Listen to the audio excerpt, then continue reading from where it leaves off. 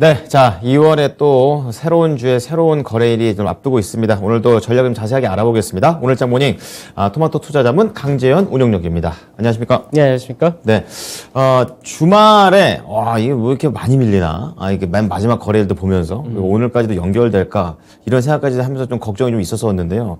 이슈를 좀 잡아주셨습니다. 우크라이나부터 말씀을 해주시는데 한번 자세히 들어보겠습니다. 네, 이제 주말 동안에 사실 우크라이나에 대해서 러시아가 네. 침공 날짜가 2월 16일이다.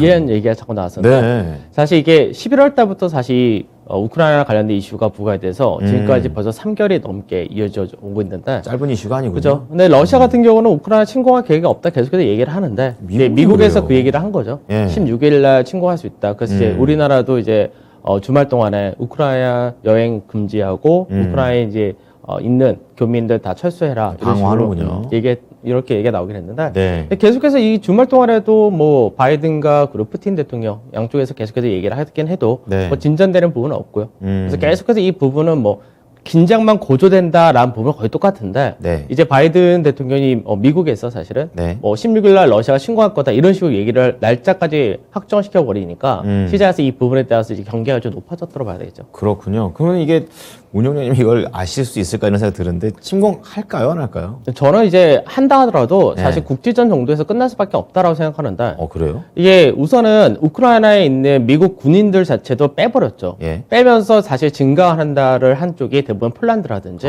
그 외곽 지역에다 증가시키거든요. 그렇군요. 그러니까 이제 전면전이라든지 이런 거 총들 자체는 안 만들려 하는 거죠, 미국에서도. 그렇군요. 그리고 이게 또 하나 문제는 뭐냐면 지금 이제 중국 같은 경우도 이제 러시아와 같이 행보를 한다 하는데 네. 사실 중국도 러시아 편을 굉장히 많이 드는 게 네. 러시아의 안보에 위협되는 행동을 미국이 했다는 걸 인정하고 그리고 나서 이제 미국이 이거를 신중하게 생각을 해야 된다는 얘기를 이미 피력을 한 상태거든요. 그렇군요. 그리고 이제 동맹 관계다 할 수 있는 데가 현재는 러시아, 중국입니다. 네. 그래서 이제 현재 뭐 시장에서는 이제 러시아가 중국에서 뭐 올림픽을 하고 있는데 네, 그렇죠. 이 기간 동안에 전쟁이 일으키지 않을 거다 뭐 이렇게 얘기했었는데 이거를 이제 미국에서 16일 날 공격할 거다라고 얘기를 해버리니까 여기에 대해서 말이 거죠? 좀 많아진 거죠. 네, 그렇군요. 근데 실제로 어떻게 될지 봐야 되는 게 사실 역사적으로 러시아가 뭐 그렇게 선제 공격을 했던 적은 거의 드뭅니다. 사실 옛날에 이제 러일 전쟁이라든지 청일 전쟁 그리고 이제 미국의 진주만 사태 이럴 때 일본이 항상 예방 전쟁이라고 예전에 네. 그랬는데 네, 네. 이제 선제 공격을 해야 된다. 이쪽 거의 늘 일본이 했던 케이스였고 그랬군요. 러시아 같은 경우는 사실 그렇게까지는 하지 않는 케이스인데 지금 이렇게 긴장 고조가 형성된 상태에서 러시아가 침공한다는 것도 사실 쉽지는 않겠죠. 그럼 이 지도를 보면서 어떤 것을 봐야 되나요? 이게 예전에 소련일 때인데 소련일 때가 소비에트 소비에트 연방일 때 그러니까 이제 옛날에 이제 우리가 지금도 많이 나누죠. 서유럽, 동유럽 이렇게 나누기도 하는데 실제로 예전 북유럽 같은 경우는 중립지대였고요. 그렇군요. 그러니까 동유럽이라 하는 폴란드라든지 우크라이나부터 해서 베라루스 뭐 이런 국가들이 전체적으로 루마니아라는 쪽이 네. 다 소련 연방이었죠. 예. 근데 이게 소련 연방이 해체되면서 이제 러시아가 되고 네. 나머지 국가들은 전체적으로 이제 독자적인 길을 가기 시작을 한 거죠. 그렇죠. 근데 이제 서유럽하고 밀집되어 있는 이제 동유럽 국가들 같은 경우는 EU 연합에 가입하기도 하고 네. 그렇게 되면서 이제 군사적인 부분에서도 이제 나토에 이제 편입을 한 거죠. 근데 우크라이나는 약간 좀 떨어져 있는데요. 근데 우크라이나는 좀 떨어져 있죠. 네. 그리고 러시아에 가깝고요. 네. 그래서 우크라이나 같은 경우는 이제 그동안에 이제 나토에 가입하지 않은 국가였었죠. 러시아에서 가입하지 말라고 얘기하잖아요. 가입하지 말라고도 얘기했었죠. 네. 근데 이제 젤렌스키 대통령이라고 이제 2019년도에 대통령이 됐었는데 우크라이나 대통령? 네, 우크라이나 대통령이 예. 코미디언 출신입니다. 또 재밌게도. 그래요? 근데 이 사람 같은 경우가 이제 나토에 가입을 하겠다. 자꾸 신청을 하다 보니까 이거를 또 유럽에서도 가입한다는 걸 반대하지는 않고 더군다나 미국 같은 경우는 좀 요즘 들어서 부추겼고 러시아에서는 왜 그거 불편해하는 겁니까? 바로 국경이 맞붙어 버리죠. 그렇군요. 그러니까 이제 러시아 입장에서는 국경 자체가 기존에는 이제 우크라이나는 완충지대가 있었고, 네. 그리고 이제 옆에 있는 일부 국가들은 이제 있다 하더라도 규모 자체가 작기 때문에 네. 밀접한 국경을 대체하는 구간들 자체가 좀 작죠. 상대적으로. 위협이 덜 되는군요. 근데 지금 우크라이나가 많이 나토에 완전 편입이 된다면은 네. 러시아 입장에서는 국경에 이제 집중해야 될 규모가 상당히 커질 수밖에 없는 거죠. 그렇군요. 그래서 이 부분에 따라서 러시아가 계속해서 얘기하는 부분이 우크라이나가 나토에 가입하는 것도 반대이고 그리고 이제 이 부분에 따라서 나토가 점점 더 영향을 확장한다가 되니까 네. 러시아 입장에서는 경계가 더 높아질 수밖에 없다. 그래서 이 부분을 계속해서 요구를 하는 거죠. 그렇군요. 이게 안보와 관련된 그런 부분이 되겠습니다. 자, 그럼 두 번째로 이제 차트로 좀 넘어가 보도록 하겠는데요. 미국 증시 차트죠. 네. 예. 미증시가 이제 실제로는 뭐 여러 가지 요인이 있다 하더라도 네. 이제 미증시가 빠지긴 했죠, 금요일 날. 그렇죠. 그래서 이제 나스닥 같은 경우가 또 2.7% 하락을 했고, 그다음에 S&P도 마찬가지로 1.9% 하락을 했다가 됩니다. 네. 그러면 이제 실제로 이제 미증시가 사실 1월 달에 급락을 할 때, 이때가 이제 미국에서의 긴축 통화 정책 긴축하는 거라든지, 네. 그다음 인플레이션이라든지, 그 여러 가지 금리 인상이 있었는데, 실제로 이제 비쌌다가 제일 문제가 된 거였죠. 밸류가 문제였죠. 그래서 그 당시에도 우크라이나 문제는 여전히 있었고요. 네. 그래서 이제 시장에서 무너졌다가 반등했다가 지난주에 이제 조정을 받았다 할 경우, 그쵸. 지난 한 주 동안에 조정폭은 1.82%입니다. 이거 S&P를 기준으로 할 때는. 네. 그러니까 S&P가 1.82% 하락을 했는데, 실제로 지금 하락 조정을 마무리한 자리대가 저점 대비 상승폭에 딱 50% 지지를 받는 자리인 거죠. 예. 그러니까 지금 시장에서 미증시가 하락했다 해가지고 미증시가 다시금 앞전같이 무너진다 이런 관점이 아니라 예. 미증시가 한번 하락하고 나서 반등, 그 다음에 다시 조정, 그러다 받아따지기를 하는 거죠, 사실은. 근데 이제 이 안에서 차이가 나는 건 뭐냐면 네. 아까 이제 S&P가 지난 한 주 동안에 1.82% 하락했다 했었는데 네. 이제 가치주 ETF 같은 경우는 0.49% 하락을 했고요. 그거 이제 성장 ETF 같은 경우는 2.84% 했죠. 그럼 그 뭐지 밸류, 그러니까 가치 쪽이 그죠. 조금 더 선방했다. 이런 그러니까 결국은 내용. 시장에서 하락의 중심이라는 게 지금 현재 이것저것 여러 가지 이슈가 있다 하더라도 이 이슈들은 사실 2개월, 3개월째 반복된 이슈이기 때문에 전혀 새로운 이슈는 아니고 그렇죠. 새로운 악재라고 얘기할 수도 없는 거죠. 예, 예. 그러니까 결국은 뭐냐, 밸류 부담이 여전히 크다는 거죠. 핵심적인 건 그죠. 밸류다. 그러면 실제로 이제 미국을 비롯한 선진국들 펄을 되면은 예. 지금 미국 같은 경우 원래 많이 빠졌다 하더라도 실제적으로 여전히 3년 동안의 평균 퍼보다 높은 상태입니다. 제일 20%가 다른 넘어가. 국가들에 비교했을 때 높네요. 여전히 높죠. 예. 그러니까 나스닥을 중심으로 워낙에 많이 높아진 부분도 있고 지금 이 밸류는 S&P를 중심으로 얘기를 하는 건데 네. 그러니까 S&P가 20% 정도를 현재 받고 있는데 아직까지 기술주나 이쪽에서 30% 이상이 많다가 되니까 나스닥은 더 높고. 그렇죠. 그래서 그걸 보면 유럽이라든지 이제 그 외적인 최근 들어서 홍콩도 괜찮고 네. 호주라든지 독일 이런 국가들, 특히 유럽 국가들은 하락폭이 그렇게 세지 않습니다. 그렇군요. 그러니까 이들 국가들은 밸류 자체가 지금 14%에서 13% 사이 정도 되니까 실제로 예전에 평균보다도 높지 않고 그러네요. 또 그렇게 부담이 되지 않는 거죠. 음. 그리고 이제 실제로 이제 부담이 되지 않는다는 얘기는 증시에서 네. 그렇게 크게 빠지도 않는다가 되겠죠. 그렇군요. 그래서 시장이 사실 이머징 마켓 지수를 보게 되면은 제가 지난주에도 말씀드렸지만 이머징 마켓 지수는 올해 들어서 플러스를 유지한다고 말씀드렸죠. 네. 그러면 가장 많이 올라간 국가 중에 대표적인 국가가 브라질이라든지 이런 남미 국가 네, 네. 이런 쪽을 중심으로 많이 올라왔는데 그러니까 현재 시장에서 지금 하락의 배경이 되고 이슈가 된 거는 분명히 저런 것들이 밸류. 이제 이슈를 만들었지만 예. 가장 큰 문제는 밸류 차였던 거죠. 그러면 미국 증시하고 국내 증시하고 연결을 해봤을 때 뭐 증시가 미국 증시가 올라간다 하더라도 우리 증시가 투심 때문에 같이 갈 수 있어도 그게 약간 단기적인 걸 수도 볼 수 있습니까? 그러니까 그렇게 되죠. 그죠. 단기적인 부분에서는 현재 어느 정도 맞물릴 수밖에 없지만 네. 실제로 국내 증시도 어느 정도 이제 차별화하려는 모습을 보여주고 있는 거죠. 그럼 오히려 이렇게 잠깐 밀렸을 때 오히려 담는 전략도 좋은 거네요. 좋은 전략이죠. 그렇게 되는 그럼 거죠. 바로 이제 MSCI 코리아 인덱스 한번 보도록 하죠. 예.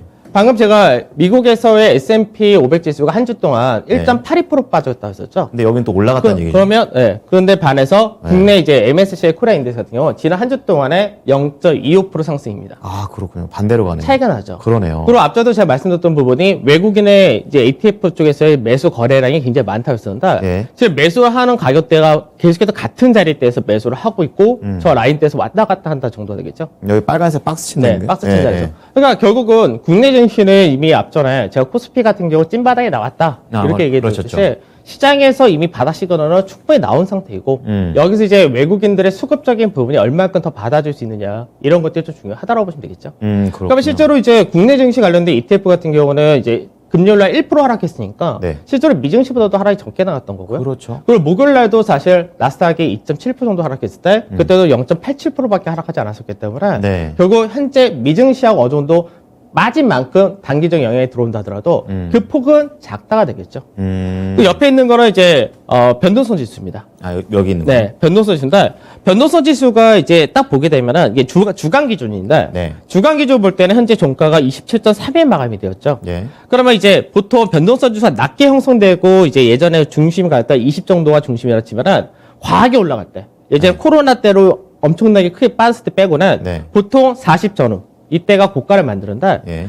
2주 전에가 이미 한번 만들어졌죠. 그래서 45. 미증시 자체가 굉장히 크게 빠졌을 때. 네, 장중에 한번. 네, 그때 만들고 그 다음에 오히려 떨어져서 20선 초반까지 떨어졌다가 최근 다시 올라갔다 하더라도 장중에 30이라는 자리에 넘어가자마자 다시 밀린 모습을 보여주죠. 그럼 현재 변동성 지수 봤을 때 이미 한번 고가는 나온 상태에서 이제 받아 따지게 한다는 얘기가 똑같이 통용된다라고 보시면 되겠습니다. 아, 미국 증시에서도 지금 여러 가지 이슈는 있지만 한 번 놀랬고 지금 약간 그죠. 적응하고 밸류 때문에 떨어진다. 여기까지 볼 수 있는 차별화되는 거군요. 거죠. 차별화가 되고 있다.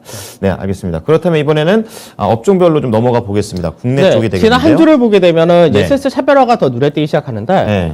종합주가 지수는 지난 한 주 동안 마이너스 0.09%니까 약보합이었죠. 네. 근데 코스닥 같은 경우 2.8% 하락했죠. 아, 너무 많이 밀렸죠. 반면에 대형 지수는 0.54% 상승이고요. 그러니까 중소형은 이제 0.65%, 0.3% 정도 이렇게 하락을 했다는데 코스닥과 0.1% 정도. 중소형의 하락이었군요. 네. 네. 근데 이제 중소형도 코스닥보다 상대적으로 괜찮죠. 예. 그러니까 중소형도 사실 그렇게 밸류가 비싸지는 않습니다. 소형에서가 좀 비싸다 정도 되고, 근데 이제 대형주 같은 경우는 오히려 상승을 보여줬다는 거죠. 시장 네, 대비해서. 네, 네. 그러면 대형 쪽에서가 강세를 어느 쪽에서 보여줬냐라고 보면은 우선 1차적으로 은행이 가장 강세를 띄워줬고요.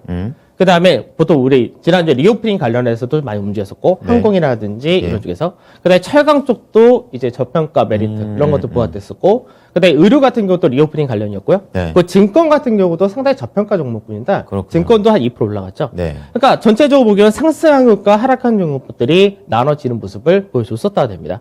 다만 이제 여전히 오늘로써 이제 MSCI 편입을 LG에너지솔루션이 하게 되는데 네. 그 일단 대형주들 매도한 부분은 아직까지 좀 있었고 예. 그리고 이제 많이 올라갔들에 대한 차익 실현도 일부 있었다 정도 되고 예. 그리고 성장주들은 여전히 좀 약한 흐름을 보여줬다는데 이제 코스닥에서 보게 되면 IT 부품이라든지 헬스케어라든지 특히 네. 게임 관련된 메타버스 관련주들 대표적인 성장주들이 많이 빠졌던 거죠.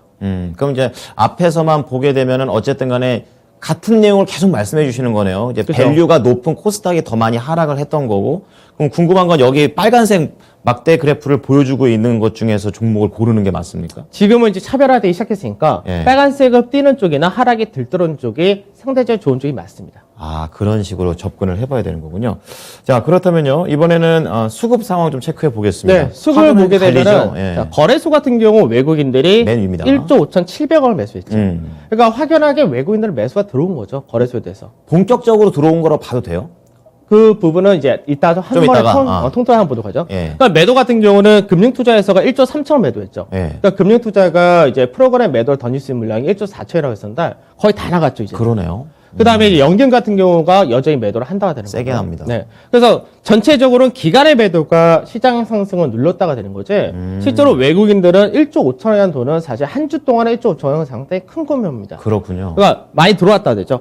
반면에 이제 코스닥 같은 경우는 외국인이나 기관의 매도가 너무 세진 거죠. 같이 팔아버리네요. 그러니까 코스닥은 외국인들이 7,800원을 매도하고요. 네. 기관에서가 4,000원. 4,000원 매도했으니까. 네. 그러니까 기관은 거래소와 코스닥 동반 매도했다 하더라도 거래소와 코스닥에 대해서 외국인의 시각 자체가 너무 차이가 나는 거죠. 그리고 두 시장의 이런 밸류 차이도 크다라는 게 그렇죠. 외국인한테서 나오는 거군요. 그 다음에 선물 쪽에서가 외인들이 매수를 많이 했죠. 예. 그러니까 선물에서도 14,600개가 매수했으니까. 그러니까 외국인들 같은 경우는 거래소와 선물 쪽을 합치면 거의 3조 가까운 매수를 했다는 거죠. 그러네요. 예. 그러니까 외국인들의 시각이라는 부분이 상당히 중요하다는 얘기를 자꾸 해드린 게 네. 국내 증시에서 지금 기관 투자자들은 어차피 LG에너지솔루션에 수급이 쏠려 있는 상태라서 네. 실제로 기관 투자는 또 새로운 자금이 유입되지도 않고 있는 상태고요. 음. 반면에 개인 투자자분들은 뭐 여기 거래소건 코스닥이건 중소형이건 대형이건 할 것 없이 다 물려있는 상태이기 때문에 네. 결국 외국인들이 새로운 수급을 만들어준 쪽만 어느 정도 받쳐주고 반대에 나온 게 가능해진다 되겠죠. 그래서 이런 부분이 시각의 차이고 결국은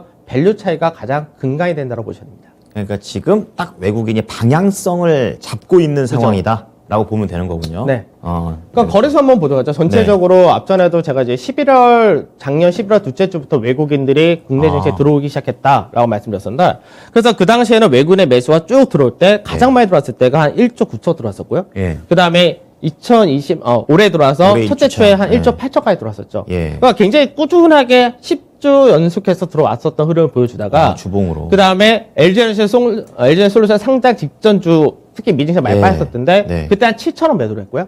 LG에너지솔루션 상장할 때 상장 당일날 외국인들이 1조 4,700 정도 매도를 했으니까 네. 그거까지 포함했을 때가 1조 6천억 매도였던 거죠. 그래도 아직까지 매수 우위 아닙니까? 많죠. 그쵸? 그러니까 전체적으로 그렇게 하고 설 지나고 나서가 이틀밖에 없었는데 2천억 매수, 그다음에 네. 1조 4,600 매수, 그래서 토탈로 볼 때 8조 1천억 매수죠. 외국인은 산다. 그렇죠. 이 얘기군요. 외국인들은 매수 규모가 다시 쭉 이어졌는데 그렇군요. 중간에 LG엔솔 솔루션 상장 저 때 한 번을 제외하고는 외국인들은 계속해서 매수가 들어오는 거죠. 이제 기관만 방향 전환하면 이제 탁 올라갈 수도 있다라는 상황인 그죠. 거군요. 예. 그다음에 지금 현재 아까 선진 증시에 대한 펄을 봤는데 예. 이제 신흥 증시에 대한 펄을 보게 되면 예. 이건 다 포워드이기 때문에 네. 향후 실적 전망치가 미리 반영되어 있는 겁니다. 그렇군요. 그러면 현재 중국 같은 경우는 11.6%니까 싸죠. 예. 그다음에 이제 인도네시아라는 대만 같은 경우는 14에서 15% 정도 되는데 네. 이들 국가 같은 경우는 약간 성장성이 있다라는 측면이 좀 있고 국내 같은 경우는 9.6% 정도 된다 이렇게 전망하는데 이건 두 개 합한 거죠? 코스피 코스닥? 아니 합할 수가 없죠. 합한 건 아니고. 합한 건 아니고 이거는 이제 밸류적인 부분에서 아까 얘기했듯이 포워드 그러니까 아, 12개월 선행인 거고 네네. 지금 밑에 해놓은 거는 현재 확정치 예. 확정치를 할 때는 LG엔솔 솔루션이 들어온 바람에 12.5%까지 올라간 거고요. 거래소가. 반면에 코스닥은 여전히 33%가 되어 있는 거죠. 그럼 코스피는 여전히 그 다른 국가들하고 비슷하게 평균치에 맞는 것 같은데요. 그래서 평균치 어느 정도 맞춰져 네, 있는 네. 거고 네. 반면에 코스닥은 여전히 비싸다 되는 거죠. 그래서 이런 부분은 결국 밸류적인 부분에서 이렇게 차이가 난다고 보시면 되겠죠. 네, 그렇군요.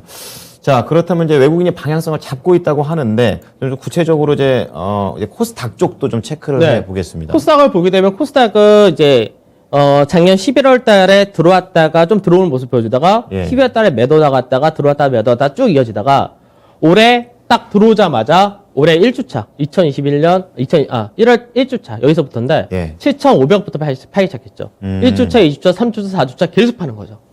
이게 언제까지 이어질까요?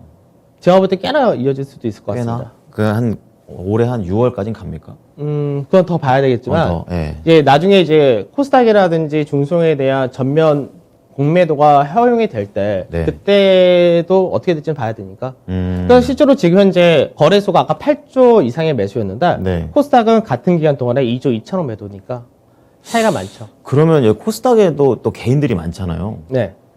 정리하고 코스피로 와야 되는 겁니까? 아니면 어떻게 됩니까? 그러니까 앞전에 제가 그 얘기 드렸었죠. 예. 시장에서 다 빠졌기 때문에 예. 전체적으로 기술적 반등은 한 번 다 나온다고. 근데 그 반등이 나온 다음부터는 이제 차별화가 시작이 된다. 네. 그래서 사실 그때 반등 나왔을 때 기술적 반등폭 38.2%가 915포인트 전후라 말씀드렸기 때문에 그때 어느 정도 비중 축소해가지고 넘어왔어야 되죠. 아, 좀 지난 거군요. 그러면. 약간 지났죠. 예.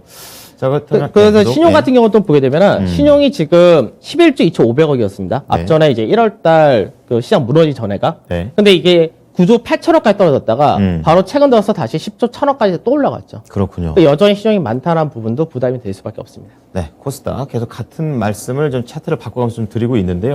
자, 그렇다면 오늘 또 전망을 좀 해봐야죠. 네. 거래소 어떻습니까? 지금 현재 거래소 말고 대형에서 대형 지수로 갖고 왔습니다. 대형적으로? 종합주가 지수가 아니라 대형 지수인데 네. 왜 그러냐면 LGLG 솔루션이 오늘 이제 편입되고 나면은 수급적인 부분에서 호재성 이벤트가 없습니다. 그렇군요. 그래서 LGLG 솔루션이 현재는 코스피 종합에서 차지하는 비중이 높다 보니까 네. 좀 안 맞는 상태죠. 그래서 그래서 지금 대형 지수를 보게 되면은 대형 지수는 실질적으로 지난주에도 강세에 뛰었다가 되고 네. 현재는 저항을 맞았다고 한 자리가 22선 자리이자 11월 달에 국내 증시 저점을 만들었던 자리대를 저항으로 인식한 케이스죠. 그러니까 이 라인대가 의미가 굉장히 큰 게 앞전에 저점 자리를 저항으로 인식했으니까 이번에 한 번 걸렸으면 다음번에 올라타서 안착하는 과정을 보여준다면 네. 다시 그 하단 자리를 회복하고 지지를 받아주는 그림이기 때문에 그 다음에 나중에 좀 더 빠르게 나올 수 있는 구조가 나오면은 그때는 추세를 넘어가서 회복될 수가 있다가 되는 거겠죠. 예. 특히나 이제 전체적인 하락폭의 38.2%짜리가 대형 지수로 볼 때는 2,811포인트 정도 되는데 네. 아직까지 그 라인대를 못 올라갔습니다. 그래서 좀 더 올라갈 자리에 있는데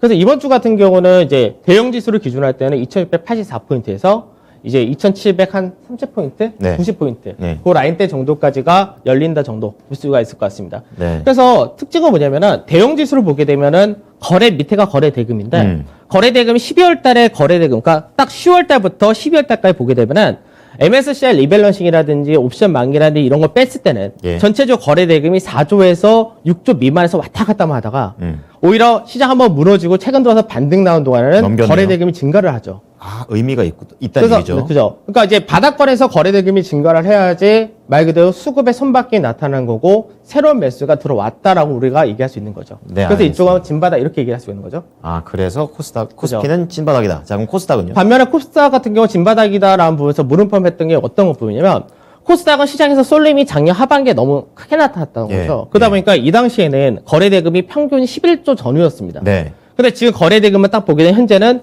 7조에서 왔다 갔다 하죠.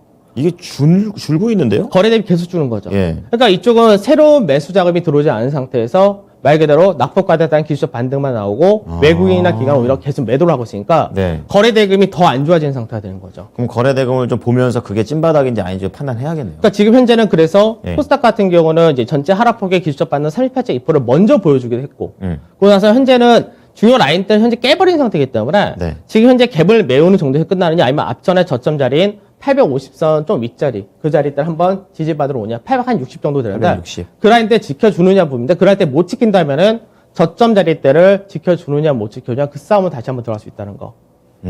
그래서 그런 부분이 사실 굉장히 큰 거죠. 좋은 얘기가 별로 없습니다.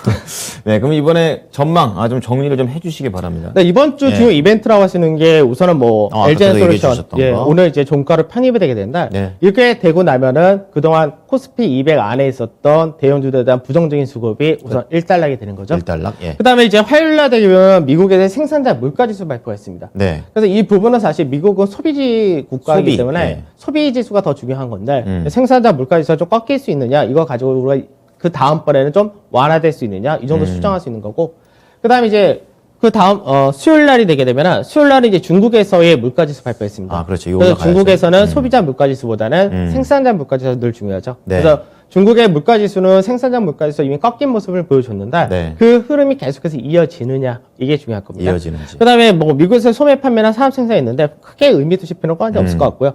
그다음에 연준에서 의사록 발표가 있고 네. 그리고 이제 미국이 금요일 날 옵션 만기일이 있다 정도 이렇게 보시면 될 것 같습니다. 네.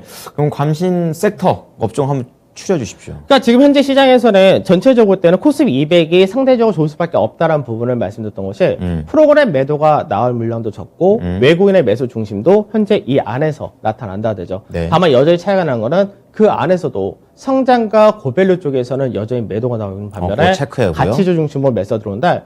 지난주에도 사실 계속해서 매수가 많은 좀 반도체입니다. 반도체. 그래서 반도체와 은행주들이 많이 들어온다. 그러고 나서 중간에 뭐 해운이라든지 철강이라든지 이런 것들이 들어온다. 이게 좀 더 다른 쪽으로 확대될 수 있느냐 이게 중요하다 정도. 그래서 전체적인 큰 틀에서는 코스피 200 내 경기 가치주 이쪽을 중심으로 보셔야 되고 이제 순수화학이다라고 얘기하는 거는 우리가 이제 복합화학이 아니고 네. 뭐 2차전지 소재 이런 쪽이 아니라 네. 순수화학이라 얘 보통 롯데케미칼, 네. 대한유화, 그런 쪽. 금호석유 이런 쪽을 얘기하는데 이제 그런 쪽을 좀 보시라는 거고 철강은 뭐 몇 종목 그렇게 많지 않으니까 철강 여전히 강세 띄고 있고 내수유통. 내수유통은 약간 리오프닝 관련되기도 하지만 실적이나 저평가 여전히 뛰어나고요. 네. 그다음에 증권 아까도 강세 띄었던 듯이 증권도 메리트 있고 뭐 해운도 여전히 메리트 높다고 보셔야 네. 됩니다. 그다음에 이제 IT 반도체 쪽 이쪽은 이제 시장에서 이제 아까 말씀드렸던 수급 이벤트가 종료된 다음에 네. 오히려 이쪽이 이제는 프로그램 매수가 들어올 때는 가장 많이 반도체? 들어온 쪽이니까 예. 반도체 중심으로 IT와 자동차 쪽이 반등이 나와서 지수 끌어올릴 수 있느냐 이게 중요할 것 같습니다. 네. 자, 이번 주도 잘 좀 대응을 해 봐야겠습니다. 잘 참고하겠습니다. 네, 감사합니다. 네. 네, 지금까지 토마토 투자 자문 강재훈 운용역과 함께한 오늘장 모닝이었습니다.